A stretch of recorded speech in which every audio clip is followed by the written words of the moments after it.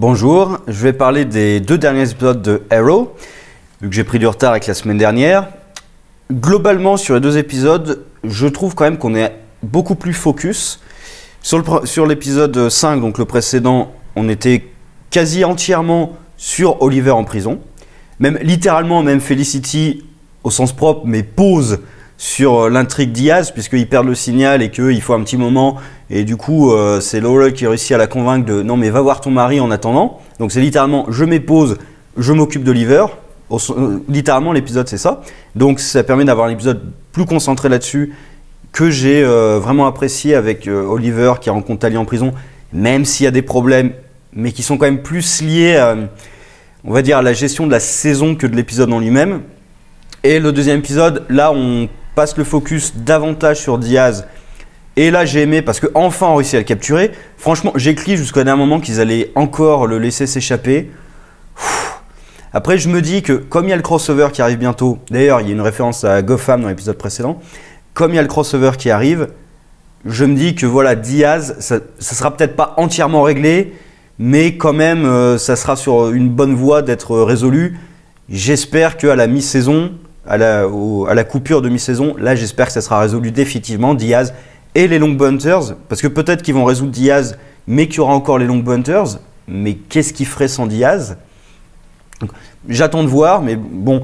Et aussi dans l'épisode d'aujourd'hui, alors peut-être que la vidéo sortira demain, donc bref, dans le 6e épisode, ils réussissent, je trouve, à recréer une forme de cohésion entre les arcs qu'ils présentent. Pas encore tous les arcs, mais ceux qu'ils présentent, puisque Diaz, à la fin, s'est rattaché à Oliver, puisqu'ils ont besoin de Diaz pour faire sortir Oliver de prison. C'est aussi quelque chose dont j'avais eu très peur à la fin de l'épisode 5. Je me suis dit, ils vont quand même pas réussir à faire sortir Oliver de prison juste parce qu'il a eu des mauvais traitements. Parce que ça justifie que, peut-être ça justifie un transfert de prison, ça justifie peut-être de virer, de mener une enquête, c'est ce qu'ils font, peut-être de virer du personnel, peut-être des dommages et intérêts de la part de l'État ou de la ville, mais pas de le faire sortir de prison quand même. Et heureusement, ils ne le font pas sortir de prison, mais bah, ils diligentent une enquête quand même pour savoir ce qui se passe dans cette prison quand même, parce que lobotomiser des gens, bon, et tuer des détenus aussi, bon, bah c'est pas très légal, on va dire. Enfin, si d'ailleurs tuer des détenus, ça peut être légal dans certains États, mais bref. Donc Diaz va servir à essayer de faire sortir Oliver de prison. Je me dis aussi que pour le crossover, Oliver sera certainement sorti de prison en crossover. Pour ça, je me dis que Diaz, ça sera réglé, mais il y aura peut-être encore les Long Bunters. Là, Green Arrow, de toute façon, il intervient très peu dans les épisodes. Là, il intervient pour arrêter Diaz, donc ils le réunissent un petit peu. Il y a la scène où toute l'équipe se réunit, ils discutent un peu, ils s'envoient un peu dans la tronche tout ce qu'ils ont fait. Ça permet aussi de remettre en commun tous les arcs et tous les personnages qui étaient un peu disséminés de partout et les mettre en commun pour un arc précis, Diaz. Et même le flash forward, même si ça raconte peu de choses, ça a un lien thématique avec la décision que doit prendre Felicity de tuer ou non Diaz. D'ailleurs, elle prend la décision de tuer Diaz. C'est Laurel qui, au dernier moment, a réussi à la convaincre de ne pas le faire parce qu'ils ont besoin de Diaz vivant. Mais s'ils n'avaient pas eu besoin de Diaz, je pense qu'elle l'aurait certainement tué. Ce qui est très con, hein, parce qu'elle coupe la caméra, mais elle a une arme. Elle aurait mis un silencieux, j'aurais dit d'accord, mais une arme à feu alors que tu as coupé la caméra, ça sert à rien. Enfin, ça va s'entendre, hein, le bruit du tir. C'est un peu con, en fait. Mais bon, on passe là-dessus, de toute façon elle n'a pas tiré. Alors comme je parlais de Laurel, j'aime bien l'évolution du personnage avec Oliver qui est quand même un sacré connard avec elle au début. D'accord, hein, vu leur histoire on peut comprendre, mais il n'y a peut-être pas besoin d'aller, quand elle vient de dire qu'elle vient t'aider, il n'y a peut-être pas besoin d'aller aussi loin dans l'insulte quand même. Parce que là il la démolit pas mal, et on voit que ça a un effet sur elle quand même. Mais donc voilà, le personnage quand même qui évolue avec les autres filles finissent par lui faire confiance aussi. Surtout Dinah, puisqu'on a travaillé un petit peu le lien qu'il peut y avoir entre Laurel et Dinah quand elles ont travaillé ensemble pour arrêter Silencer.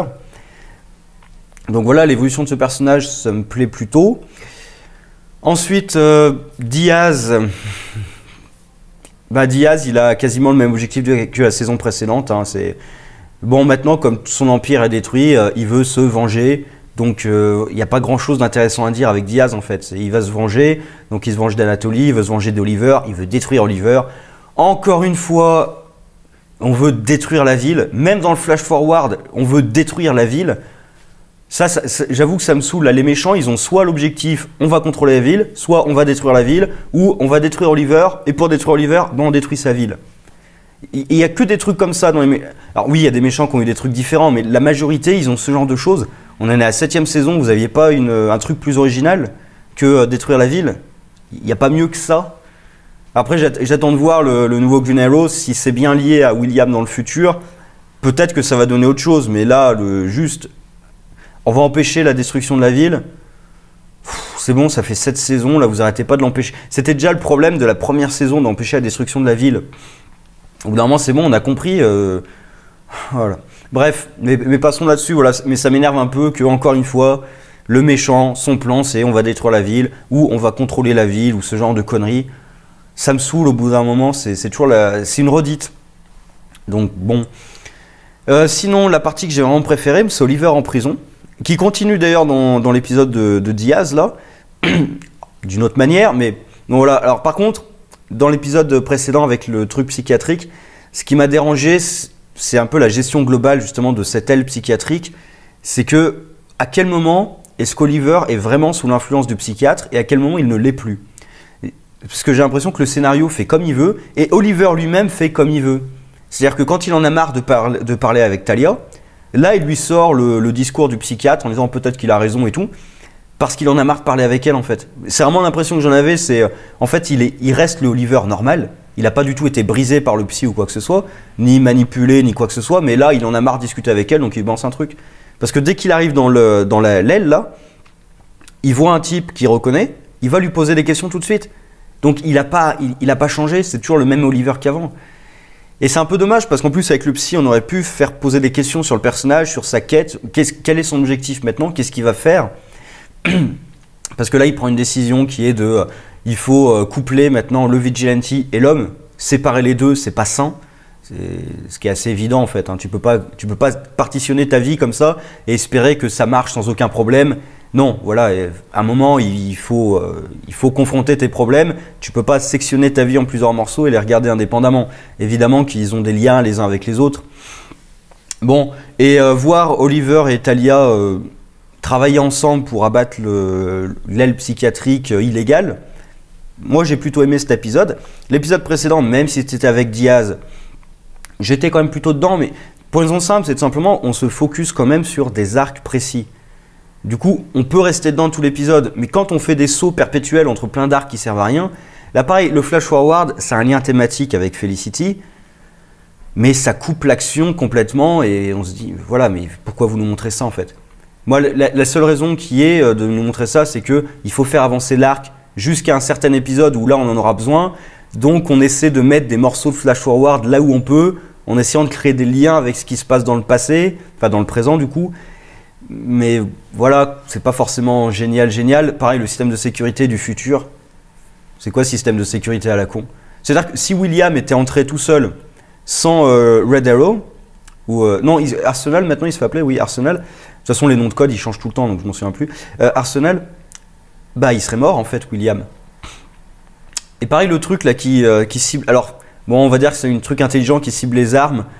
Et bon, on va dire qu'il reconnaît la différence entre les flèches et les flingues. Bon, on peut imaginer, c'est dans le futur. Et puis de toute façon, c'est la technologie de comics. Pourquoi pas? Donc voilà, globalement, je préfère ces épisodes où on se concentre sur des points précis, même si Diaz... Bon, après, c'est pas catastrophique non plus. Là, j'avais eu peur, comme je dis à la fin, qu'on le laisse échapper parce que Deagle a Diaz de dos. Je me suis dit, non, mais il tire, il réussit, enfin, il le rate pas, mais je me dis, il aurait pu l'incapaciter, là. D'accord, il veut peut-être pas le tuer, surtout de dos, très bien. Il peut lui tirer dans la jambe, dans le bras, donc... C'est un des héros de la série, et il peut viser correctement, je pense, non? En plus, il a une cible qui est statique. D'ailleurs, je m'étais dit, comme il désactive le son, je me suis dit, ah, ils sont pas cons, la Team Arrow, ils ont réutilisé la technologie de Silencer, parce que pour le coup, pour capturer quelqu'un, c'est intéressant de couper le son. Et non, c'était bien Silencer elle-même qui avait coupé le son, mais du coup, ça veut dire qu'elle est là. Et si elle a coupé le son volontairement, c'est qu'elle savait qu'il y avait l'autre équipe qui était présente. Sinon, il n'y a pas besoin de couper le son, en fait. Donc, mais Diaz, il se fait choper par surprise, c'est un peu bizarre. Je vois pas... Bon. Et aussi, question, comment est-ce que Green Arrow était au courant que Diaz était là? Est-ce que c'est René qui l'a prévenu? Est-ce que c'est les membres de l'équipe qui l'ont prévenu d'une façon ou d'une autre? Est-ce que c'est parce que c'était prévu pour lui? Ce qui attaiserait la thèse du voyage temporel? Possible. Est-ce qu'il l'a trouvé par d'autres moyens? Et pourquoi est-ce qu'il était à la recherche de Diaz précisément? Ça ouvre des questions sur Green Arrow qu'on verra certainement dans d'autres épisodes. Sinon, bon, il y a quelques détails. Il y en a un par exemple qui m'a un peu frappé aux yeux, c'est, enfin aux oreilles du coup, c'était avec Silencer aussi.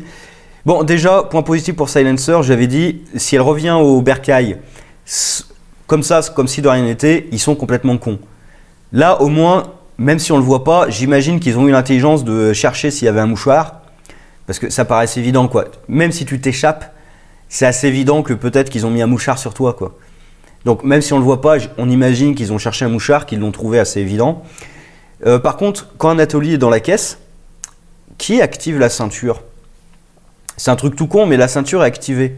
Et c'est bien cette ceinture-là, puisque quand il désactive la ceinture, ça réactive le son. Donc c'était bien cette ceinture-là dans le coffre.